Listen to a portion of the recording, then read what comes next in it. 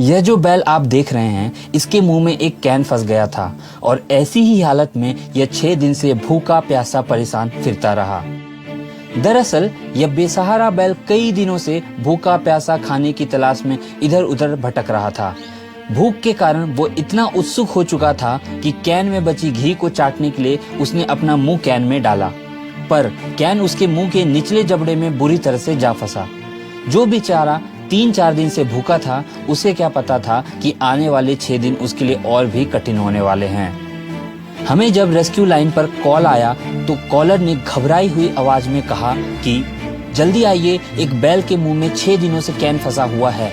इन 6 दिनों से उसने कुछ भी खाया पिया नहीं है और ज्यादा देर हुई तो बैल मर भी सकता है। जब हम घटना स्थल पर पहुंचे तो कई लोग जमा हो गए थे।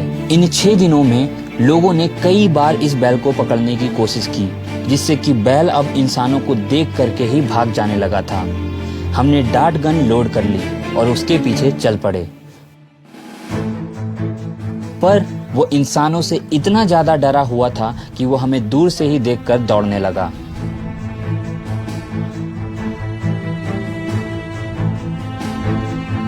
आसपास के लोग बैल को पकड़ने में हमारी मदद तो कर रहे थे, पर वो किसी के भी हाथ न आ रहा था। कई ऐसे मौके आए जहां पे हम बैल को पकड़ते पकड़ते रह गए। कहते हैं ना कि हाथ तो आया पर मुंह ना लगा। उसने हमें 1.5 घंटे तक भगाया।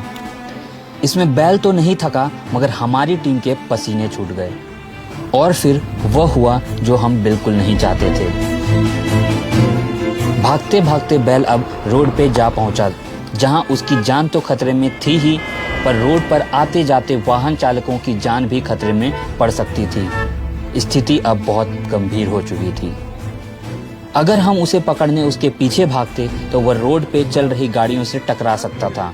यह समय था सूझबूझ से फैसले लेने का। हमने फाइनली यह समझा कि वो इंसानों से तो डर रहा है, पर गाड़ियों से नहीं, और इसीलिए हमने फैसला लिया कि हम अपनी गाड़ी से ही उस पर डार्ट गन चलाएंगे। पर हमारे पास सिर्फ एक ही मौका था उस पर निशाना साधने का, जिससे पहले कि वो गाड़ियों से भी दूर भागने लगे।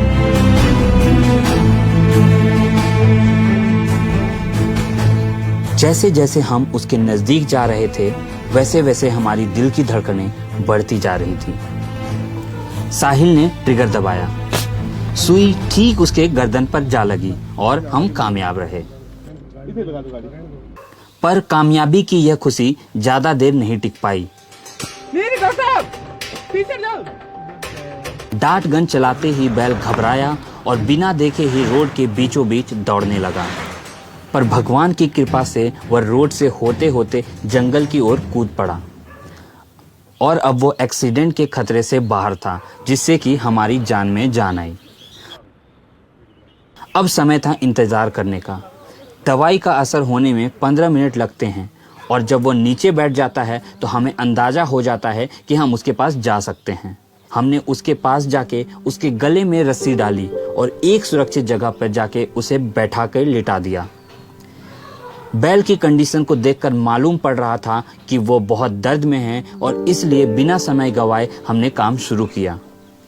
स्टील का कैन होने के कारण उसके जबड़े के दोनों छोर कट गए थे, जिससे कि घाव बन गया था और उसमें कीड़े लग गए थे। कैन इतनी बुरी तरह से उसके मुंह में फंसा था कि वो निकाले नहीं निकल रहा था। बैल की यह हालत देख करके मन में यही ख्याल आ रहा था कि भूख क्या से क्या नहीं कराती।